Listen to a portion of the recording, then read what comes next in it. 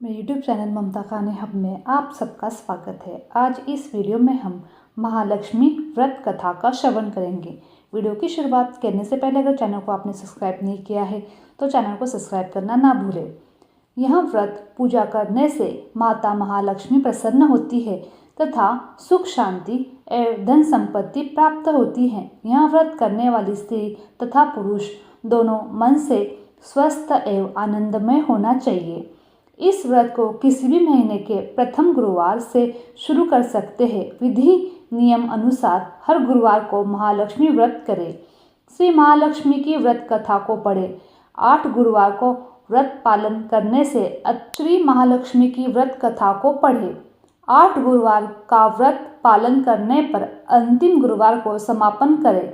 वैसे यह व्रत पूरा वर्ष भी कर सकते हैं। पूरे वर्ष भर हर गुरुवार के दिन देवी की प्रतिमा या फोटो के सामने बैठकर व्रत कथा पढ़ें। शेष गुरुवार के दिन 8 सुहागनों कुंवारी कन्या को आमंत्रित कर उन्हें सम के साथ पीठा या आसन पर बिठाकर श्री महालक्ष्मी का रूप समझकर हल्दी कुमकुम लगाए। पूजा की समाप्ति पर फल प्रसाद वितरण करें तथा इस कथा की एक प्रति उन्हें देकर नमस्कार करें। केवल नारी ही नहीं अपितु पुरुष भी यह पूजा कर सकते हैं। ये सुहागिन या कुमारिका को आमंत्रित कर उन्हें हाथ में हल्दी कुमकुम प्रदान कर तथा व्रत कथा की एक प्रति देकर उन्हें प्रणाम करें। पुरुषों को भी इस व्रत कथा को पढ़ना चाहिए। जिस दिन व्रत हो उपवास करें, दूध फलाहार करें, खाली पेट न रहे। रात को भोजन करने से पहले देवी को भोग लगाए एवं परिवार के साथ भोजन करें। पद्म पुराण में यह व्रत गृहस्थ जनों के लिए बताया गया है। इस पूजा को पति पत्नी मिलकर कर सकते हैं। अगर किसी कारणवश पूजा में बाधा आए तो औरत से पूजा करवा लेनी चाहिए। खुद उपवास अवश्य करें। उस गुरुवार को गिनती में न ले। अगर किसी दूसरी पूजा का उपवास गुरुवार को आए तो यह पूजा की जा सकती है। दिन में रात में भी पूजा की जा सकती है। दिन में उपवास करें तथा रात में पूजा के बाद भोजन कर ले। इस व्रत कथा को सुनने के लिए अपने आस पड़ोस के लोगों को, रिश्तेदारों को तथा घर के लोगों को बुलाए। व्रत कथा पढ़ते समय शांति एवं एकाग्रता बरते।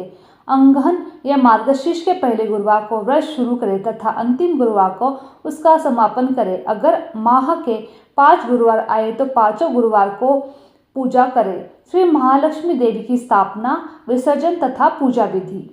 इस पूजा को करने के लिए किसी ब्राह्मण पुरोहित की आवश्यकता नहीं है। हर कोई अपनी भक्ति से पूजा कर सकते हैं। एक दिन पूर्व ही घर को गोबर से लेप ले, फिर गीले कपड़े से पोंछ ले। इसके बाद एक ऊंचे पीढ़े या चौकी पर छोटे मेज पर बीच में छोड़े गेहूं या चावल रखकर एक साफ सुथरे तांबे का या पीतल का लोटे में पानी भरकर चावल या गेहूं पर रखें। पानी में सुपारी, कुछ पैसे, दुर्वा घास डालें। ऊपर से लोटे में चारों तरफ 5 तरफ पेड़ के 5 पत्ते की डालियां रखकर बीच में एक नारियल रखें। उस नारियल पर बाजार में उपलब्ध देवी के मुखौटे या चेहरे को बांधकर चिपका दे और लोटे पर हल्दी कुमकुम लगाए और साथ ही उस लोटे के गले में लोटे के हिसाब से लहंगा बांध ले। नारियल के ऊपर एक छोटी चुनरी भी चढ़ा सकते हैं। साथ ही देवी की प्रतिमा या फोटो को पूर्व दिशा की ओर मुंह करके या उत्तर दिशा में मुंह करके स्थापना करनी चाहिए। इस व्रत की कथा की पुस्तक में जो फोटो है उसमें भी सामने रखकर पूजा प्रारंभ कर सकते हैं। इसके बाद याचमन करें। ओम केशवाय नमः, ओम नारायणाय नमः, ओम माधवाय नमः। इन 3 मंत्रों को पढ़कर प्रत्येक मंत्र में एक एक याचमन करें। फिर ओम गोविंदाय नमः बोलते हुए हाथ धो ले। फिर देवी को फूलों से जल को छींटे देते हुए स्नान कराए और हल्दी कुमकुम लगाए। पुष्पहार अर्पित कर धूप दीप जलाए। फिर इसके बाद भोग लगाकर महालक्ष्मी व्रत के महात्म्य का पाठ करें। शुरू में महालक्ष्मी नमः अष्टक का पाठ करें। फिर देवी को प्रणाम कर कथा का पाठ शुरू करें। कथा की समाप्ति पर देवी की आरती उतारें तथा फिर से प्रणाम करें। रात को फिर से देवी की पूजा करें, मिष्ठान का भोग लगाए तथा गौ माता के लिए भी अन्न रखें। दूसरे दिन सुबह गौ माता को उनका हिस्सा अर्पित करें। इसके बाद परिवार के सदस्यों के साथ मिलकर भोजन करें। दूसरे दिन सुबह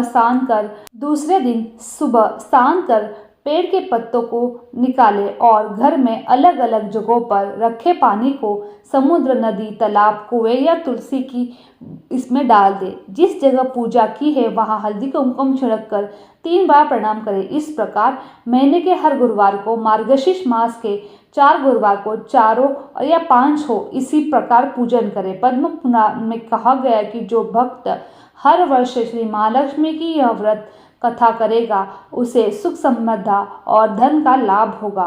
कुछ लोग इसे केसरी व्रत भी कहते हैं, परंतु इस व्रत में किसी खास रंग के परिधान की कोई जरूरत नहीं है। इसके अलावा महालक्ष्मी मंत्र, चालीसा, आरती इत्यादि का पाठ कर सकते हैं। पूजन सामग्री में आप 1 नारियल पानी वाला, 1 सुपारी, हल्दी की गांठ, 1 रुपया या सोने चांदी का सिक्का, कलश में डालने के लिए 1 पाटा, चौकी या छोटा टेबल, 1 स्वच्छ धुला हुआ वस्त्र, पाटा या चौकी पर बिछाने के लिए 1 कलश जिसमें नारियल की स्थापना हो सके, 5 प्रकार के फल, 5 पेड़ों के पत्ते कोई भी ले सकते हैं। महालक्ष्मी अष्टकम का पाठ करें। अथ श्री महालक्ष्मी अष्टकम। नमस्तुसे महामाये श्रीपीठे सुरपूजिते शंख चक्र गदा हस्ते महालक्ष्मी नमस्तुते। नमस्ते गरुड़ाधरणे कोलासुरभयकरणी सर्वपापहरणे देवी महालक्ष्मी नमस्तुते। सर्वज्ञे सर्ववरदे सर्वदुष्टभयंकरी सर्वदुःखहरे देवी महालक्ष्मी नमस्तुते। सिद्धि बुद्धि पदे मुक्ति भुक्ति प्रदायिनी मंत्र मुक्ते सदा देवी महालक्ष्मी नमस्तुते। आद्य हरिते आद्य शक्ति महेश्वरी योगजे योग संभूते महालक्ष्मी नमस्तुते। स्थूल सूक्ष्म महारौद्रे महाशक्ति महादोरे महापापहरे महाशक्ति महादरे देवी महालक्ष्मी नमस्तुते। पद्मासन स्थिते देवी पद्म ब्रह्म रूपिणी परमेश्वरी जगन्माता महालक्ष्मी महालक्ष्मी नमस्तुते। श्वेतांबरधरे देवी नानालंकार भूषिते जगस्थिते जगन्माते महालक्ष्मी महालक्ष्मी नमस्तुते। महालक्ष्यष्टकम स्तोत्र यह पठे भक्ति दरे सर्वसिद्धम प्राविस्ते राज्य प्रबोधिनी सर्वदा। एका काले पठन नित्य महापाप विनाशिनम द्विकाले पठन नित्य धन धान्य संभविते त्रिकालयां पठन नित्य महाशत्रु विनाशकम महालक्ष्मी देवी प्रसन्नता वरदा शुभम। इति श्री महालक्ष्मी स्तोत्र समाप्त। श्री महालक्ष्मी व्रत कथा, गुरुवार की कथा। आइए भक्तजनों ध्यान से सुने श्री महालक्ष्मी की व्रत कथा। गुरुवार की व्रत कथा, इसे श्रवण और पठन करने से दुख दारिद्र्य दूर हो जाता है। श्री महालक्ष्मी माता की कृपा से सुख संपत्ति ऐश्वर्य प्राप्त होता है, मन की इच्छा पूरी होती है। श्री महालक्ष्मी माता के अनेक रूप तथा नाम हैं। भूतल में वे छाया, शक्ति, तृष्णा, शांति, जाति, लज्जा, श्रद्धा, कांति, वृत्ति, स्मृति, दया, दृष्टि, माता, अधिष्ठानी एवं महालक्ष्मी के रूप में स्थित है। उन्हें प्रणाम करते हैं। कैलाश पर्वत पर पार्वती, क्षीर सागर में सिंधु कन्या, स्वर्गलोक में महालक्ष्मी, भूलोक में लक्ष्मी, ब्रह्मलोक में सावित्री, ग्वालों में राधिका, वृंदावन में रासेश्वरी, चंदन वन में चंदा, चंपक वन में गिरजा, पद्म वन में पंजा, मालती वन में मालती, कुंद वन में कुंदेती, केतकी वन में सुशीला, कंदम वन में कंदमवाला, राजप्रसाद में राजलक्ष्मी और घर घर में गृहलक्ष्मी इन विभिन्न नामों से पहचानी जाती है। इस तरह सर्वथा चारों ओर सर्वभूत में सुपरिचित माता महालक्ष्मी की यह कथा है। अब हम इसका पाठ करेंगे। भारतवर्ष के सौराष्ट्र देश में द्वापर युग की यह कहानी हुई है। सौराष्ट्र में उस समय भद्रचवा नाम का एक राजा था। वे बड़े पराक्रमी राजा थे।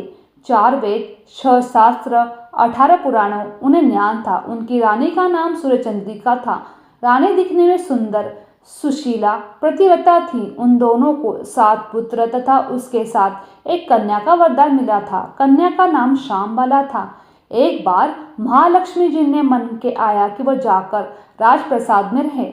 इसके लिए राजा को दुगनी धन दौलत की प्राप्ति होगी। वहाँ इस धन दौलत से अपनी प्रजा को सुख दे पाएगा।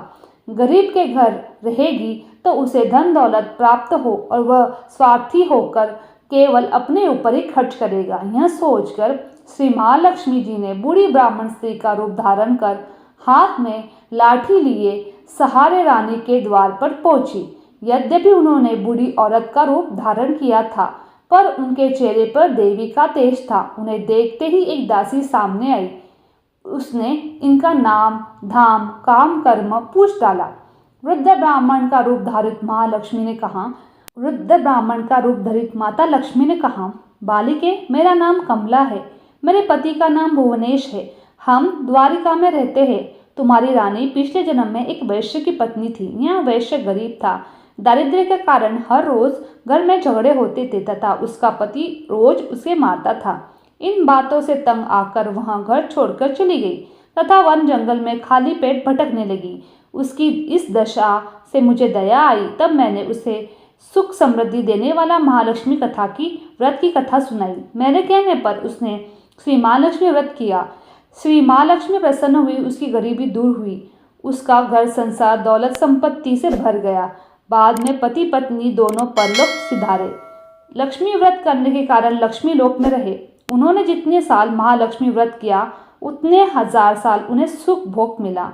इस जन्म में उसका जन्म राजघराने में हुआ है, परंतु वहाँ श्री महालक्ष्मी व्रत करना भूल गई है। उसे यहाँ याद दिलाने के लिए मैं यहाँ आई हूँ। बुढ़िया की बातें सुनकर दासी ने उन्हें प्रणाम किया तथा श्री महालक्ष्मी व्रत किस तरह किया जाए इस बारे में बुढ़िया से पूछ लिया। बुढ़िया का रूप धारण किए हुए श्री महालक्ष्मी माता ने दासी को पूजा विधि तथा महिमा बताई। इसके बाद वह दासी माता को प्रणाम कर रानी को बताने के लिए अंदर चली। राजवैभव में रहने वाली रानी अपने ऐश्वर्य का बहुत घमंड हुआ था। संपत्ति तथा अधिकार की वजह से वह उन्मत्त हो गई थी। दासी द्वार पर बताई गई बुढ़िया की बातें सुनकर वह आग बबूला होकर राजद्वार पर आ रही बुढ़िया रूपी महालक्ष्मी पर बरस पड़ी। उसे मालूम नहीं था कि श्री महालक्ष्मी माता बुढ़िया का रूप धारण कर उसके द्वार पे आई है, परंतु रानी का इस कदर रुख बर्ताव तथा अपना अपमान देखकर माता ने वहां ठहरना ठीक नहीं समझा। वे वहां से चल पड़ी। राह में उन्हें राजकुमारी श्यामबाला मिली। उन्होंने श्यामबाला को सारी बात बताई। श्यामबाला ने अपनी और अपनी माँ के ओर से महालक्ष्मी माता से माफ़ी मांगी। माता को उस पर दया आ गई। उन्होंने श्यामबाला को श्री महालक्ष्मी व्रत के बारे में बताया। उस दिन अंगहन मार्गशीर्ष मास का पहला गुरुवार था। श्यामबाला ने परम श्रद्धा से श्री महालक्ष्मी व्रत रखा। फलस्वरूप में सिद्धेश्वर से सुपुत्र मालाधार से उसका विवाह हो गया। वह धन दौलत ऐश्वर्य वैभव में मालामाल हो गई।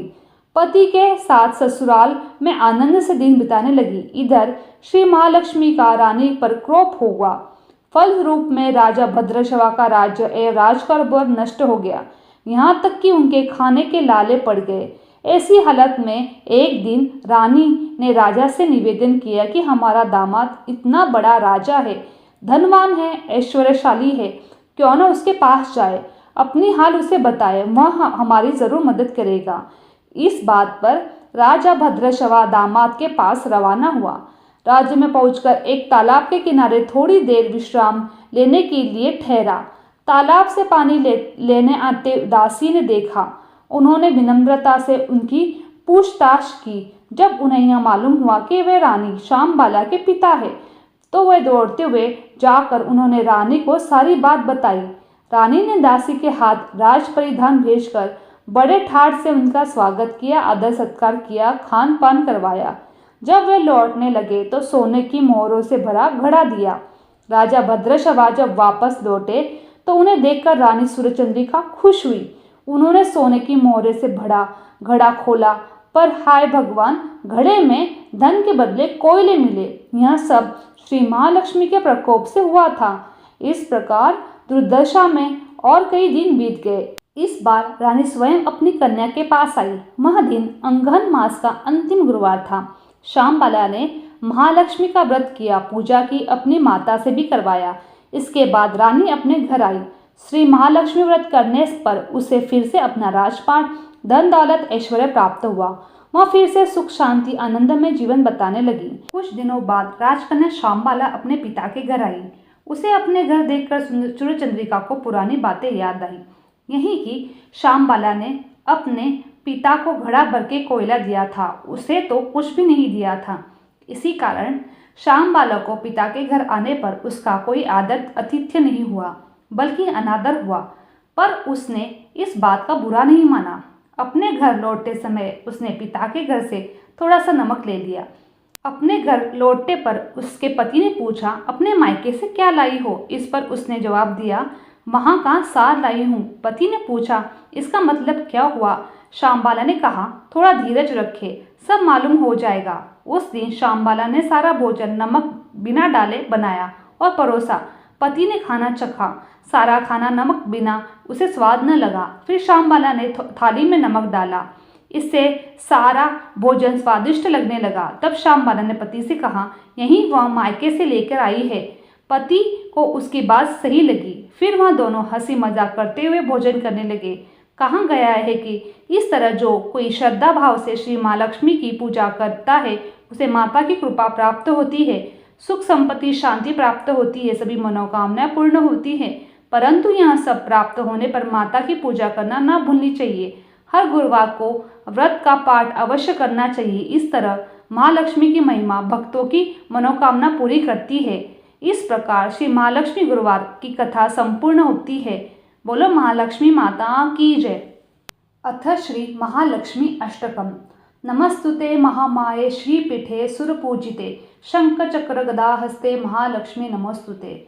नमस्ते गरुडारूढ़े कोलासुरभयंकरी सर्वपापहरे देवी महालक्ष्मी नमोस्तुते। सर्वज्ञे सर्ववरदे सर्वदुष्टभयंकरी सर्वदुःखहरे देवी महालक्ष्मी नमोस्तुते। सिद्धि बुद्धि प्रदे मुक्ति भुक्ति प्रदायनी मंत्रमूर्ते सदा देवी महालक्ष्मी नमस्तुते। आद्यधरिते आद्य शक्ति महेश्वरी योगजे योग संभूते महालक्ष्मी नमस्तुते। स्थूल सूक्ष्म महारौद्रे महाशक्ति महोदरे महापापहरे महाशक्ति महोदरे देवी महालक्ष्मी नमस्तुते। पद्मासन स्थिते देवी परब्रह्म स्वरूपिणी परमेश्वरी जगत माता महालक्ष्मी महालक्ष्मी नमस्तुते। श्वेतांबरधरे ते देवी नानालंकार भूषिते जगत्स्थिते जगत माते महालक्ष्मी महालक्ष्मी नमस्तुते। महालक्ष्मी अष्टकम स्तोत्र यह पठे भक्ति मात्रम सर्वसिद्ध प्रवोति राज्य प्रपोति सर्वदा। एका काले पठ नित्यम महापाप विनाशिनम द्विकालय पठे नित्यम धन धान्य संभवति त्रिकालय पठे नित्यम महाशत्रु विनाशकम महालक्ष्मी भव नित्यम प्रसन्नता वरदा शुभम इति महालक्ष्मी स्तोत्रम संपन्न।